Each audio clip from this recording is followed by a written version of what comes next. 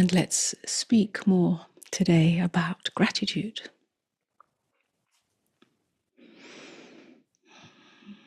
Because as all words, ideas, concepts that are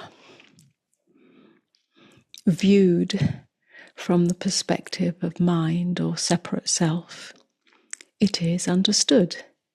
It's misunderstood. It's misunderstood as a practice or a discipline, something we have to do, something we have to cultivate through effort.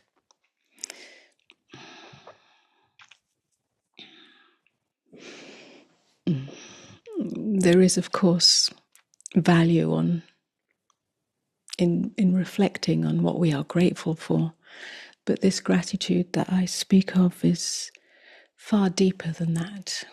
It doesn't depend on circumstances. It doesn't require positive thinking. It doesn't require that we feel good about anything or about ourselves. Because most of us are conditioned, again from the perspective of the separate self, to relate to gratitude, to understand gratitude in a transactional way. I'm grateful when life gives me what I want. And when life doesn't meet our expectations, then gratitude disappears.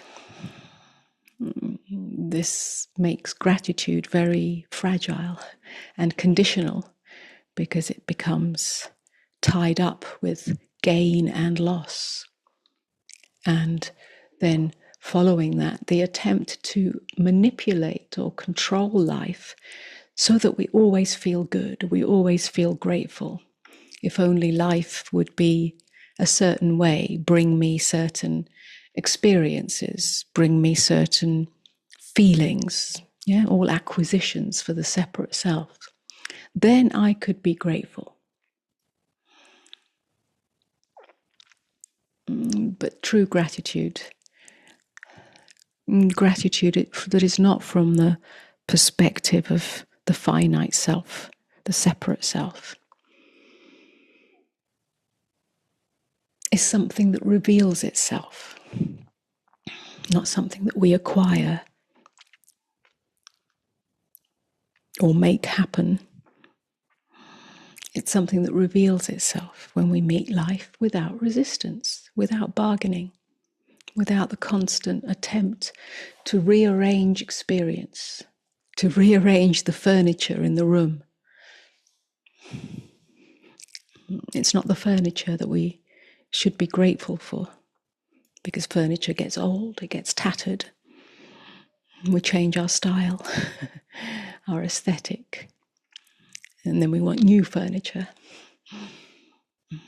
But none of it is the cause of gratitude.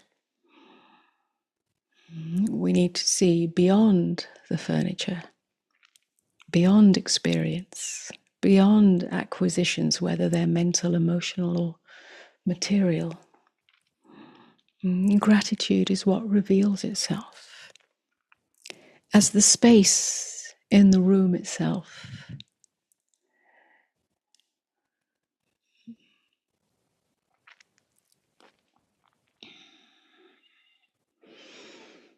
That space, that openness becomes visible, comes into the foreground of our experience, our knowing, our living, because something inside changes. What changes is the inner struggle. It softens. Even a slight softening of the inner struggle, the inner rejection, the inner opposition allows space, openness to reveal itself. And what is that space? What is that openness? It is the light of awareness itself. This is where true gratitude arises from. Again, it's not gratitude from the mind. It's a subtle okayness, a subtle goodness that has nothing to do with circumstance, has nothing to do with what state you're in or what state your life is in. It's that which is here when everything else comes and goes. Pain comes and goes, joy comes and goes, clarity comes and goes, confusion comes and goes. But the space within which this all unfolds does not come and go. It is open, constant, unbroken. This is the deeper ground of being. It's a gentle yes to what is here. A gentle yes to what is here. It's a soft relaxation of the heart.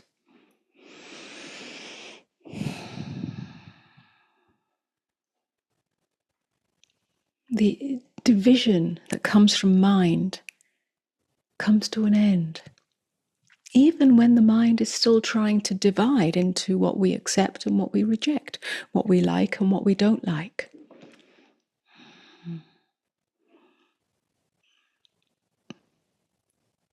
When we rest in the deeper ground of being, then all this movement on the surface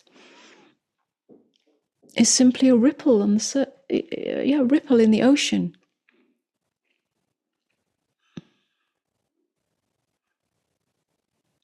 But that within which the ripple takes place, that's the holding, that's the embrace, that's the undivided.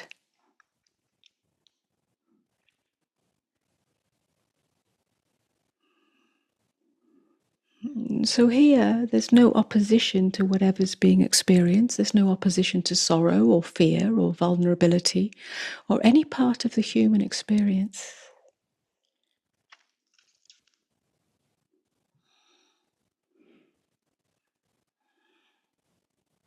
And when there's no opposition, there's a subtle luminosity,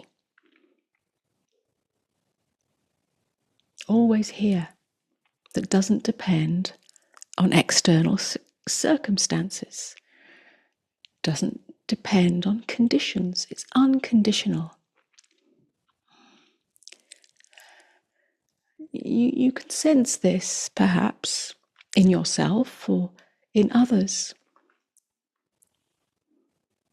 A kind of lightness, a kind of radiance. And you can sense it in others when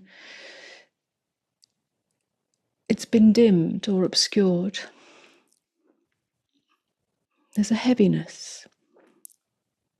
You can see that in the body, in the whole way of being and interacting.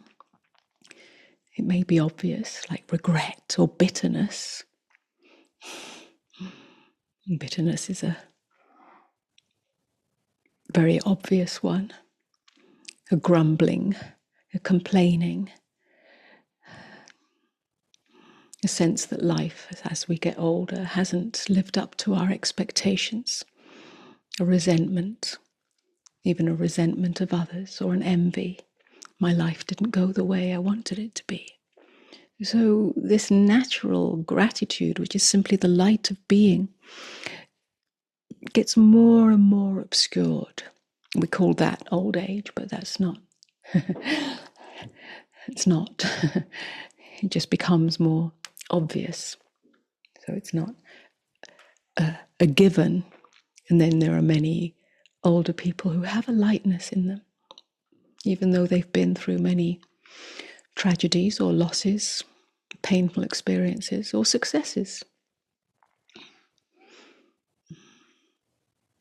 And so it's to our own benefit to come in touch with this, to allow it to be revealed now, not waiting until your life is perfect. perfect or you are perfect. So that even in difficult times, gratitude is always our true companion, not something that we force with the mind so that we have to think positively. It's not about positive thinking. It's about the recognition that we are held by something much vaster than the personal self, the small self. We are really supported by the ground of being. We're never separate from the vastness, the one that moves all things, the one life, the one breath, the one being. Again, over time, or even in this moment, you don't have to think about this. It simply becomes your natural resting place, natural foundation of who you are.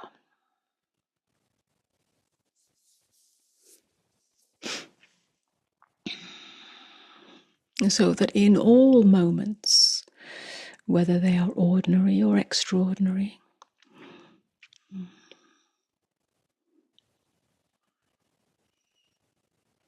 whether they are difficult or easy,